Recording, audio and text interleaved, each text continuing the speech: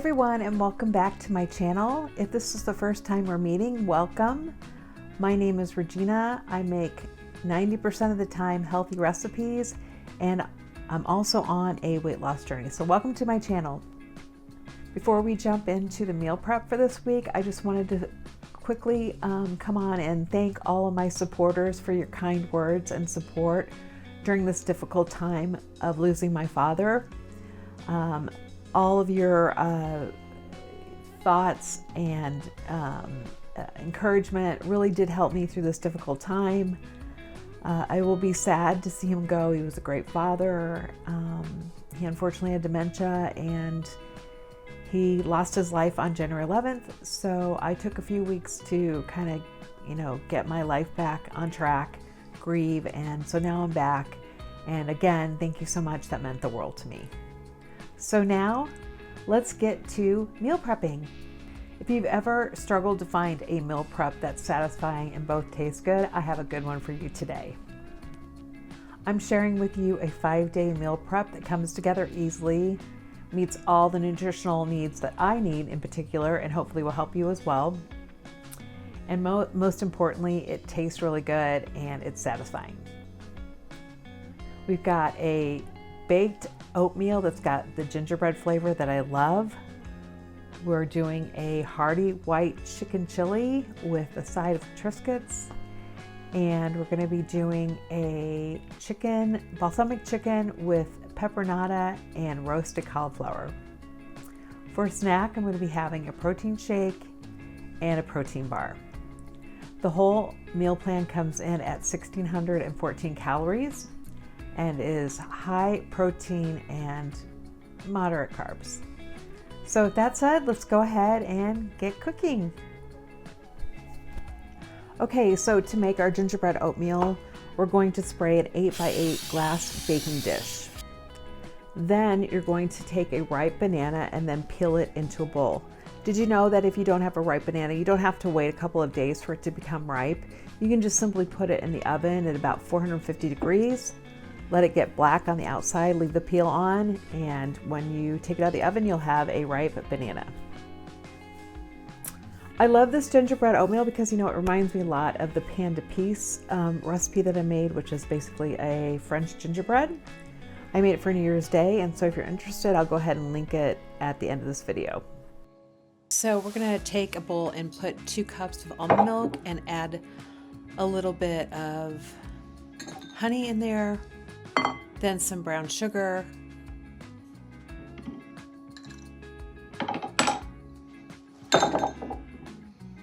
and then a little bit more honey.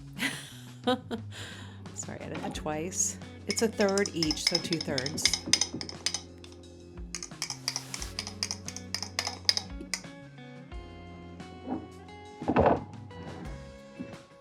Then go ahead and add vanilla to this mix and give it a good stir until it's all welcoming. Okay, so now we're gonna go to our dry mixture, and basically we're just gonna put the spices, which are, we have cinnamon, allspice, nutmeg, and ginger.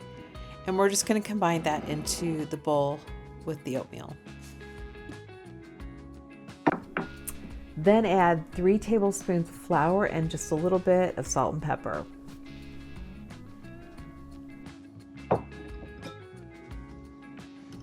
Then stir that all together with your wet mix. Then go ahead and put your mix into the 8x8 glass baking dish and just get that in there as best you can. Smooth that out. Then you're going to go ahead and take some whole almonds and chop them up. This is making the streusel topping for our oatmeal. And you can place that into the bowl there.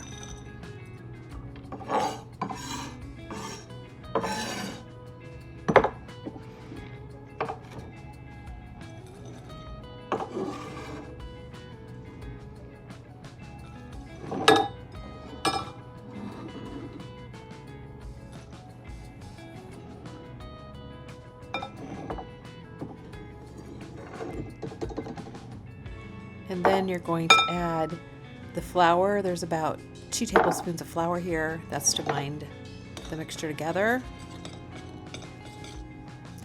And then a little bit more oatmeal for texture.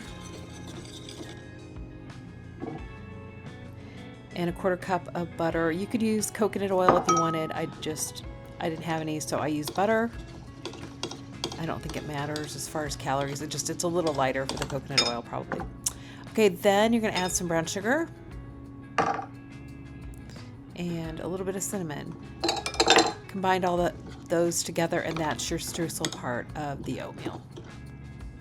Okay, so now we're going to put that on top. Smooth that out on top of the oatmeal.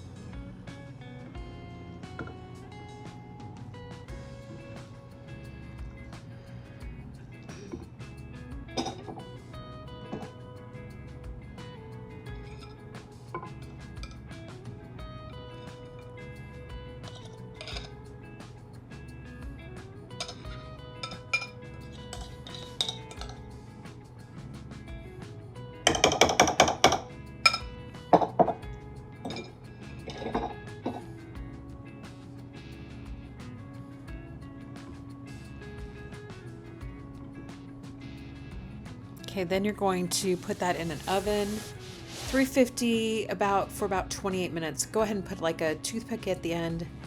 And this is what it turned out, looking like it was. Okay, so now let's go ahead and put our breakfast containers together. I use these glass bowls from Amazon. If you're interested, I can go ahead and link those in the description. I use Dannon Light and Fit, but you can use any kind of yogurt. This is great because it only has, 90 calories and it's very filling. So for a little added extra of something, I put some marmalade in each of the containers.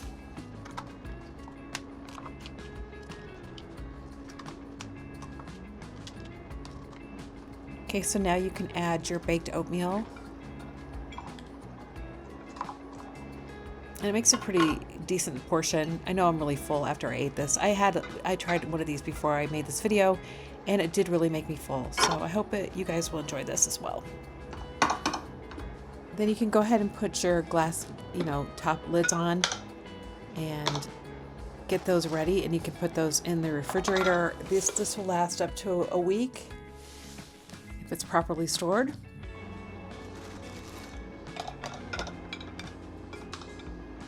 And it's kind of, I feel like when I'm doing this, I feel like I'm in like a hotel. It's like serving some fancy breakfast. Like, here, madam, here's your breakfast. So, little tricks you play to make things feel special, anyways for me. But these are great containers. Again, if you want me to link them, I will.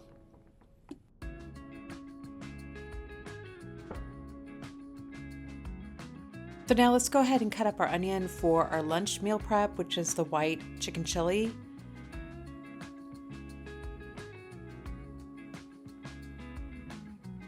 And then we're gonna put everything just into a bowl. Normally carrots aren't in the white chicken chili, but I like carrots for the sweetness. So I took 1 carrot and I cut it down the middle. And this is how I make planks. If you want to have carrot sticks, you can do it this way as well. It's kind of a nice technique. You just kind of cut the sides off and square them up. And then to dice it, you just line up the planks and you cut down, and there you go. You have your diced carrots. Now you can just take 1 garlic clove and again just peel that and dice it. You could obviously use a garlic press as well if you wanted to do that. Then once the vegetables are cut up, let's go ahead and get the stovetop put on medium high, and then we put some olive oil and the vegetables in there. You're going to want to cook this. I actually had it on medium because I don't like medium high. I think it burns it. So I had it on medium heat for 15 to 20 minutes. But if you want to go ahead and accelerate the process, you could do that. I put all my spices in there, which was chili powder, cumin, and what's the other thing? Oregano, and stirred those together along with some salt and pepper. Then I used these 2 15-ounce containers of Old El Paso green chilies, and they were yummy and really were good in this chili.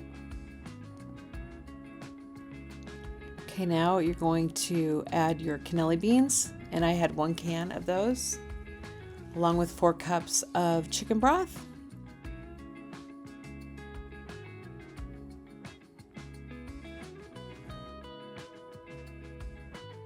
And you're going to want to turn the heat up to high to get it to boil. And then once this mixture comes to a boil, then you can turn it down to like medium, medium-low, something like that, just until it's a rolling boil like that, and let it simmer for, again, 15 minutes. Once you got that done, we're going to use our pre-shredded chicken. I poached this chicken earlier and shredded it, so I had it ready. Now, I only used 8 ounces right here, but I really think you need to put a pound of chili in there. So my little experiment, I wanted some extra flavor. I put some Dijon mustard, a tablespoon, and I went a step further and put some Worcestershire sauce, just a tablespoon in there. And you guys, it really tasted good. So give that a try. What do you guys do when you make chili? Have you ever had white chili? It's really good. It's a nice alternative to the standard beef chili. It's a little bit lighter. So now that it's boiling again, we're gonna turn it down.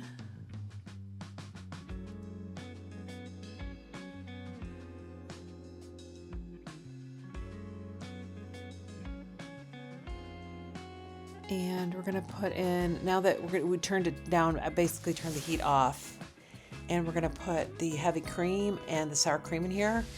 This gives it a nice velvety yumminess. So good, you guys. Okay, now measure it out into our meal prep bowls. I measured out about 8 ounces. Now, because there's extra chicken in here, you might have to, I don't know, just portion it out into 8 serving sizes. Maybe it's 10 ounces at this point. So yeah, this made 8 servings. So I like to match up, I'm doing a 5-day because that's how much chicken I had. That's what I based it on. So the rest of these I'm gonna put in the refrigerator. Okay, now it's time to make our chicken pepperonata. You guys, this recipe, I made it. I was making it before, unfortunately, my father got sick and passed away.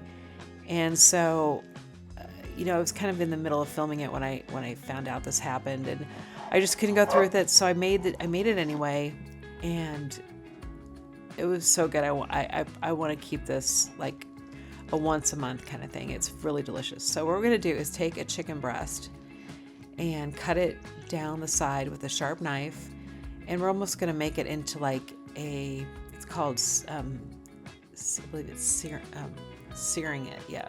So you're not cutting it all the way through, just kind of like make it into like an open book.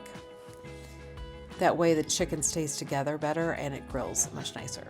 So then take some fresh rosemary, chop that up, and really mince that up. This is the only thing that was left standing in my garden. Everything else died. But I have a huge thing of rosemary, which is nice. Okay, now we're going to take our garlic again, and this is just getting the peel off, mince it up. Again, you could use a garlic press. Next time I'm doing that, it just, I have this weird thing, like if I put in a garlic press, I'm wasting it because the skin stays on it.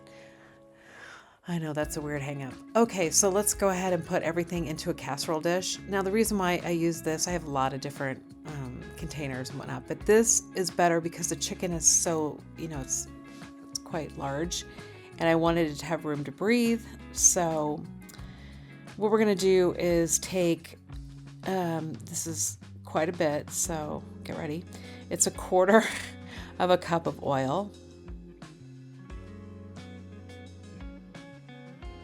But this is really important. It makes the chicken really, really good. And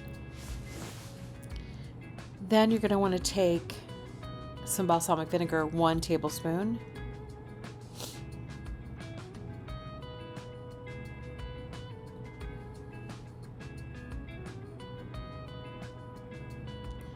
Then we're going to season it with the salt again, just half a teaspoon of salt.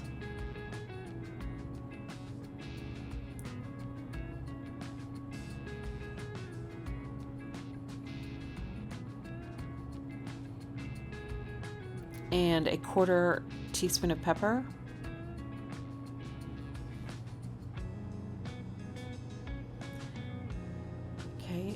And then we can mix it all together.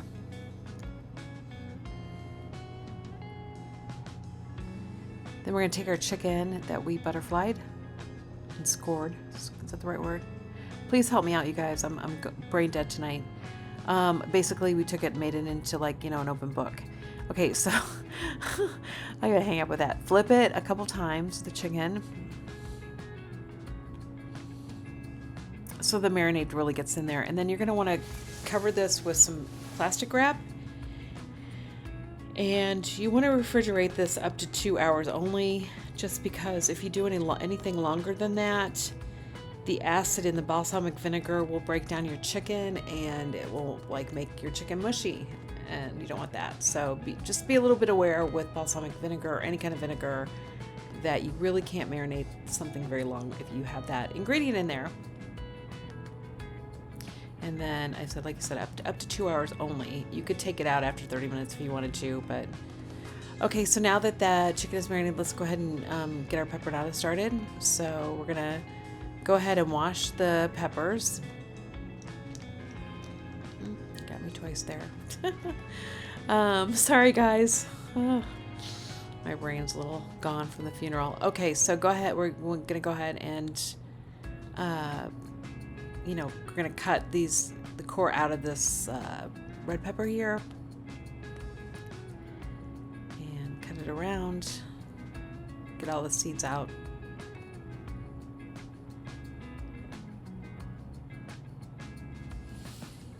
And you basically are going to do this and then just cut your peppers after you get them all cleaned up. Just cut them into big pieces because they cook down a lot. And if you cut them too small, they'll just disintegrate, basically. So yeah. So now this is an important part for the pepperonata. You're going to take garlic cloves, and instead of mincing them, you're going to slice it really thin, as thin as you can get it. The reason you do that instead of using minced garlic is because sliced garlic doesn't burn, and you'll see why here in a second, why we're doing that.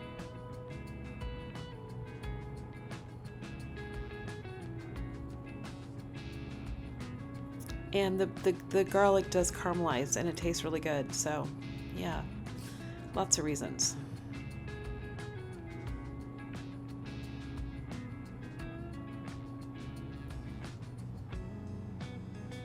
Okay, now we're gonna make the actual pepperonata.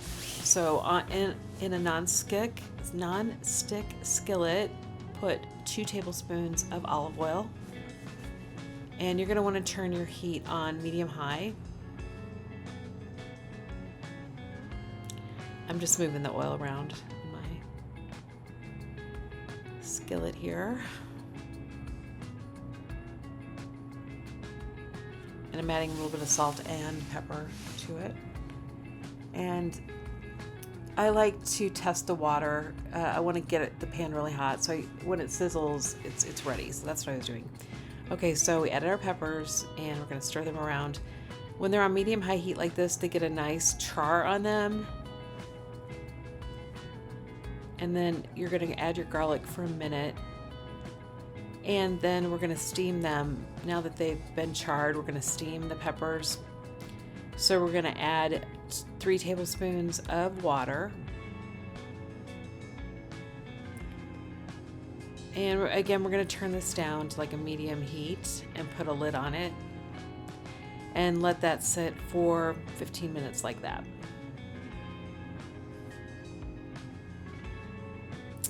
And while that's happening, we're going to take our chicken out, get a grill pan going. Again, we want it to be really hot.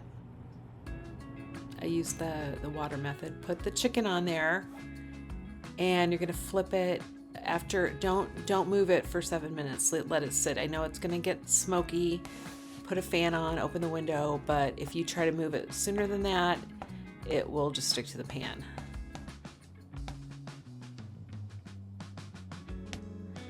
Second piece, and this is how it turned out. It was delicious, you guys. All right, so the chicken is done. Now let's make our roasted cauliflower. So we're gonna need some paprika for a little color and flavor. I used 1.5 teaspoons. This is a half teaspoon.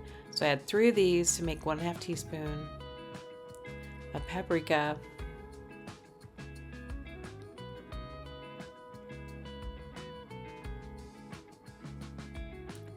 And then we have our oregano.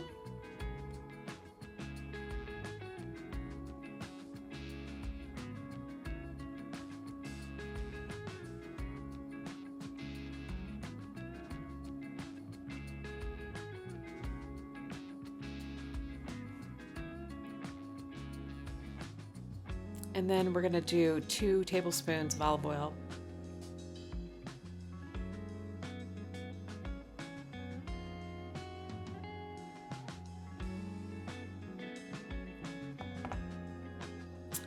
And then this is like the secret ingredient. It's 3 tablespoons of shredded Parmesan cheese. Delicious, you guys. Really, really makes it. So we're going to use a little bit of salt and pepper again. Just like a 1/4 teaspoon of salt and pepper, or like a 1/2 teaspoon, whatever you're comfortable with. And mix that all together. And then we're going to take our aluminum sheet pan. You know, it's been sheet pan that's been lined with aluminum foil, and roast that. And now that the everything is done, we're going to assemble our dinner bowls. And so I just add, you know, a little at a time to each bowl until we get 5 servings worth. I did measure out one of them, and it said it was about 2.6 ounces of chicken.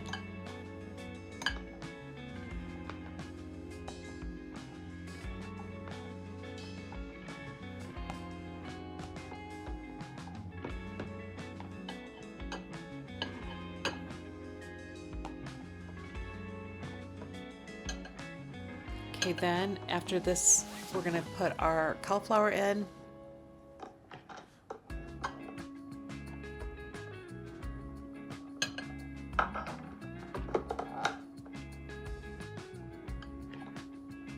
And we'll speed this up so we can get this meal prep done tonight, guys. All right. But I was really surprised how good this roasted cauliflower was. I'm really a fan now. Saved a little bit on the carbs instead of doing potatoes. That was the original part of this meal, chicken dinner meal. Then our pepperonata. And these 2 are yummy. I can't wait for you guys to try this because it was super good and healthy.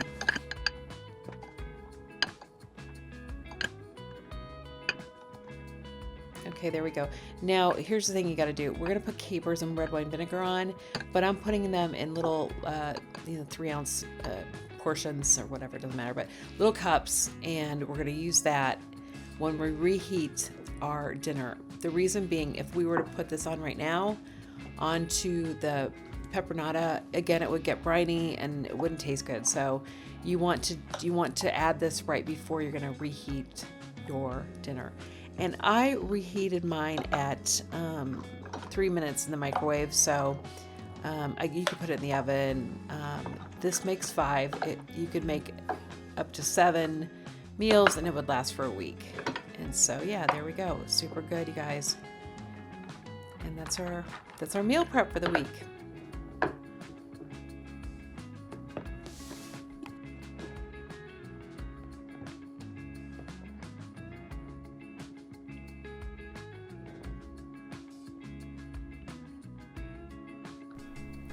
Okay, so I hope you guys, this gives you some inspiration. Like I said, this is around 1,614 calories. I'll go ahead and link the macros. The protein, I believe, was around 123, and the carbs, I think, were somewhere in the hundreds. But I'll go ahead and link that in the description. I'll break down everything for you guys. I'll link the ingredients, the instructions, and everything you need to know about this meal prep. I'm also including, like I said, a protein shake as a snack, as well as a protein bar.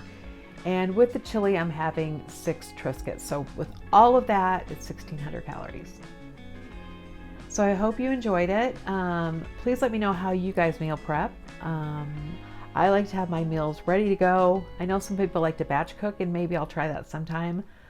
I just feel like when I'm really busy, if my meals are here and I know exactly what's in them and all I have to do is reheat them, I don't have to be creative and think of how I'm going to do that. That is what works for me. I know some people, just like you said, love to just have the ingredients prepped and be creative and put it together. But for me, that's what works best. Like I said, this is a realistic approach to my life right now and how I plan to eat for now and in the future.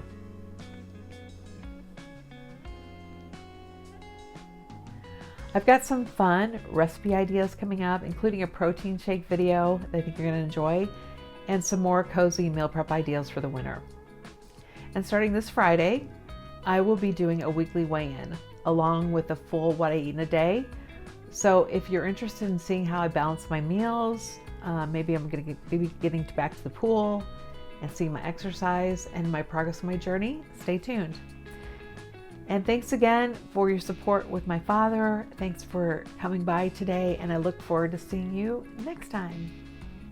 Bye for now.